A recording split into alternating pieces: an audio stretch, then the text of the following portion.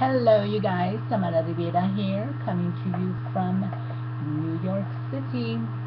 I want to do a video today about one of the most important things that are going on in my life right now, which is my spirituality. I've been practicing the law of attraction and the secret DVD, you might remember that, for about 7-8 years now, and little by little I get guided in the direction of different authors, different books that all deal with the same type of subject matter, which is how to be happy in your life, how to be more spiritual, how to make your everyday life decisions based on love, and all that good stuff. So the book that I'm almost finished reading, maybe I only have this much left, is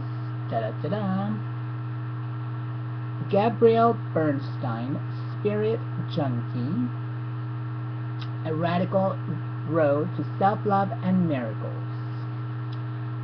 A beautiful book with a profound message. Choose love, Chris Carr says. And the foreword is by Marianne Williamson. Let me read to you first what it says back here. Before she became a celebrated teacher and lecturer, Gabrielle Bernstein was going down a dangerous path. For years, Bernstein struggled with eating disorders, drug and alcohol abuse, and constant self-doubt and self-loathing. Sound familiar? That all changed when she discovered A Course in Miracles, which is a book, which taught her that much of what she feared in life was not frightening at all, and in many cases not even real. Now Bernstein lives in an empowered, healthy, and joyful life. In Spirit Junkie, Bernstein guides readers through the life-changing lessons that shaped her spiritual journey. How we become accustomed to fearful ways of thinking, how to recognize and change those thought patterns to make way for bliss, and how to maintain our happiness and share it with the world. By understanding and changing our perceptions, hang-ups will melt away, resentments will release, and childlike faith and joy will be reignited. Now, when I first started reading books, I'm a fan of Abraham Hicks, the books, and Louise Hay, which I'm really, just like used to getting straight to the point of the spiritual, hardcore inner work that those authors usually go for in their books. And with Gabrielle in this book, it sort of started out, talking about her and what she had gone through, which was like something different for me to be reading when I'm reading about this type of subjects. Because, the other books that I've read were just about how to be happy and what you need to do. Whereas this book is more about her life and her journey, her experience from, a tough life that she had lived earlier on in her life, and then little by little how she discovered to getting to a more spiritual, self-loving self of her. So that's why I was a little impatient to get to the good part, but now I understand and I love it, and I'm actually going to be writing a book myself eventually in the future, similar to this. So that's why this book has been a real inspiration to me. Thank you, Gabrielle. So one of the main things that she talks about, and it's kind of really challenging to understand that, that is not the best way for us to live our lives, and that is not to make our everyday life choices with our ego. I mean, she talks a lot about the ego, like almost every paragraph has the word ego in it 5-10 times. And at first it was annoying. I'm like, what is this ego stuff that she's talking about? And, you know, now I've come to understand it, obviously, because, you know, I'm almost done with the book. And really what she's talking about is, well, I'll tell you what you do want to do. I won't tell you what you don't want to do, because you're probably already doing it.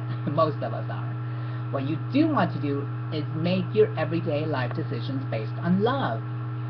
It's kind of challenging, but I mean, you know, if you think about it, that's obviously the best way for us to make our everyday life decisions based on love. So what she says is, for example, I don't know, there's so many things here. It's really deep, really good. I definitely recommend you guys read it.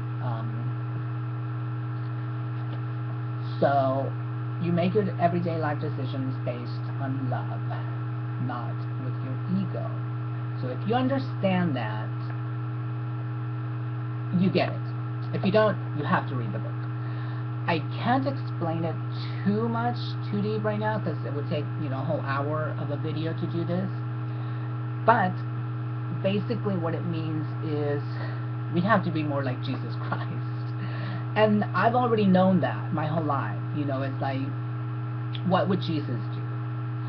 And I'm not talking about, I don't look at Jesus as this religious, I'm not a religious person, I'm not Catholic, I'm not whatever religion, but, you know, I do have respect for those people. My family are, you know, religious, some of them.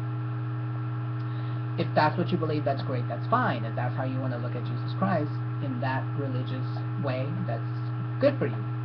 The way I look at Jesus Christ is more like a very evolved human being, spiritual human being that roamed through our earth. And, you know, he came here to teach us how to be good and better in our everyday lives. I'm not going to get too deep into that, but basically, you know, make your everyday life decisions based on love. And, you know, obviously it's going to bring more love to you. It's just like the law of attraction. You put out love, you get love back. So remember, it's really important that you read this if you're into it, if you're interested, because a lot of what we live and life choices that we make every day are based on ego. And, you know, she talks about even like when you have a boyfriend, like you have to put all those ego thoughts aside, like being jealous and being needy and all those things. She's looking at it in a way different way, that it's through love, and she just doesn't look at her boyfriend as just one special person in her life that's more special than anybody else, because then she becomes more needy of him and she depends on him more.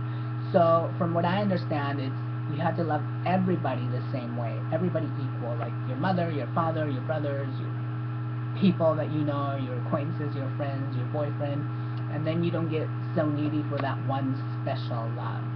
Anyways, really good book. If you can get your hands on it, Spirit Junkie, I recommend it. Check it out, read it. It's a really, really awesome book. So I hope you guys get a chance to read it.